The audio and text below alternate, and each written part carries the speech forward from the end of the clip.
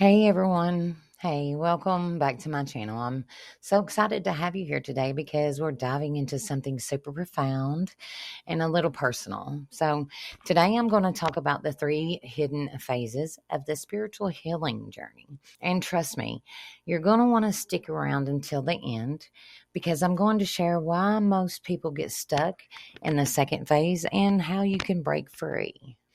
So, how about we just jump right in? So, the first phase is what I like to call awareness. And this is the moment when something just clicks, right? Maybe you went through a tough time or you just got tired of feeling lost. You begin noticing patterns in your life, relationships that keep failing, and feelings of anxiety that never let go, or maybe just that sense of emptiness that hits you sometimes. It's that aha moment where you start to realize, hey, maybe I need to do some internal digging. It's super exciting and it's like opening a door you didn't even know existed. You've heard of the term waking up. That's exactly what this phase feels like. You're now aware of the deeper work that's ahead of you, and that's a huge step in itself. But of course, here's where it gets tricky.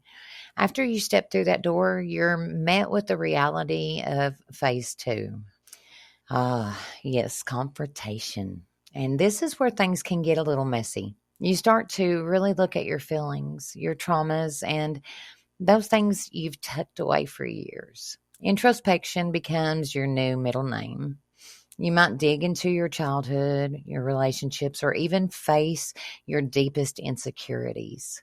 And the thing is, this phase, it can feel downright overwhelming. It's like peeling an onion. As you remove layer after layer, it feels like you're crying and sometimes screaming. Trust me, I've been there. I know it far too well.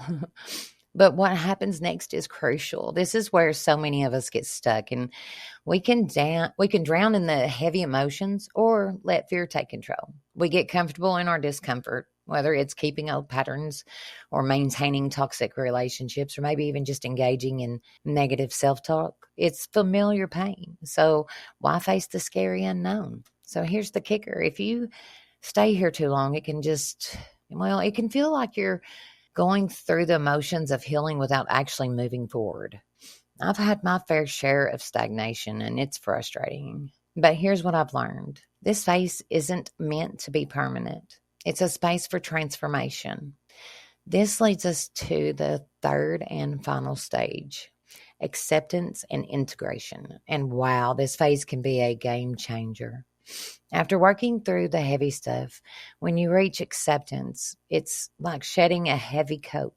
You begin to embrace your experiences rather than run from them. Now, instead of leaving the past behind, you start to integrate the lessons learned into your everyday life. You learn to love that broken part of yourself, and that leads to true transformation. You create space for healing, real healing. Relationships change, your perspective changes and shifts, and you begin to attract the energy that is in line with your authentic self. So, here's the real takeaway, my friends. If you find yourself feeling stuck in phase two, patterned by fear or overwhelmed by emotions, I want you to remember that the discomfort is part of the process. Don't shy away from it. Lean in, embrace it, allow yourself to feel and process what you need, and it will come to you. You can break free. Trust me. You deserve to move into that beautiful transformative phase of acceptance and integration. And you are not alone in this journey. If you've resonated with today's topic, share your thoughts below. I'd love to hear your experiences or any tips you found helpful on your journey.